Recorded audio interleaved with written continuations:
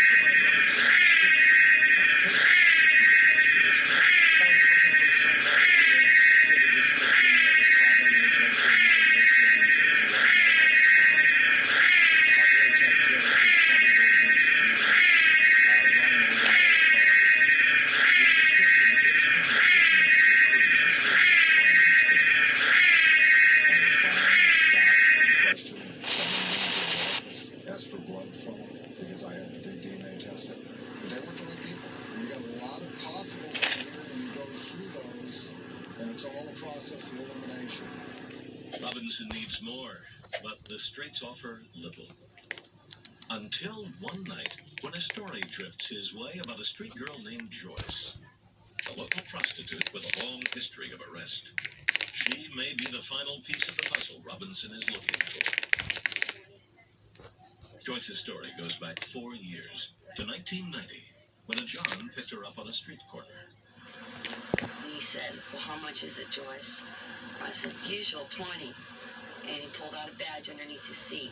They said I was under arrest, that they were doing a sting operation. The John drove her out of town and into the woods to a location within a mile of where Lucy Pate's body was found. Once out of sight, the abuse began. He punched me in the stomach, and he pulled my hair and dragged me. He kept kicking me and telling me to move. Joyce attempted an escape. And I got up on my feet, and I kicked at him, and I went out the passenger window, and I ran. He caught me, and I just kneed down on the ground because I thought he was going to kill me. But the man didn't kill her. Instead, he raped, sodomized, and beat her. He finally agreed to take her back to town. Joyce's story, like those of Tina and Renee, bolsters Robinson's theory.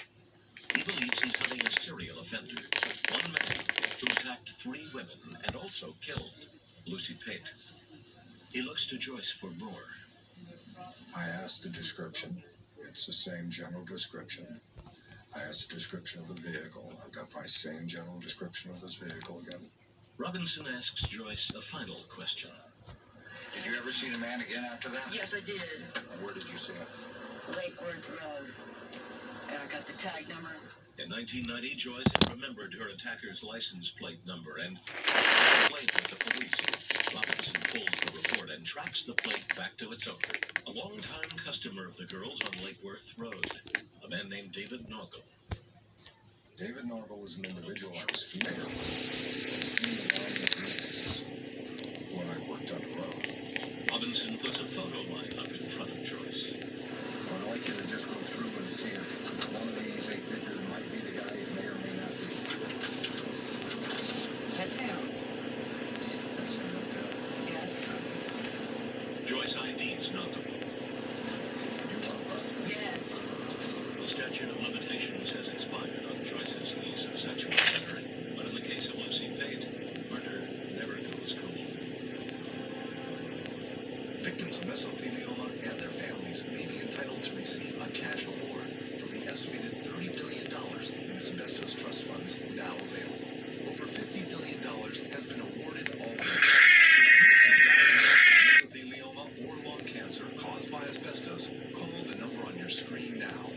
We have served victims of mesothelioma and their families nationwide for over 30 years. We have successfully recovered hundreds of millions of dollars for thousands of our clients.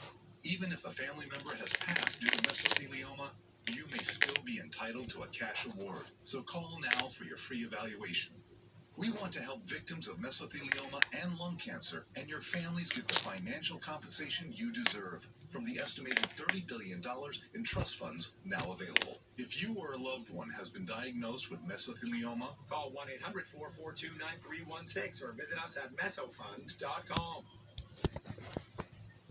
There has never been a better time to join AARP. This special offer gives you exclusive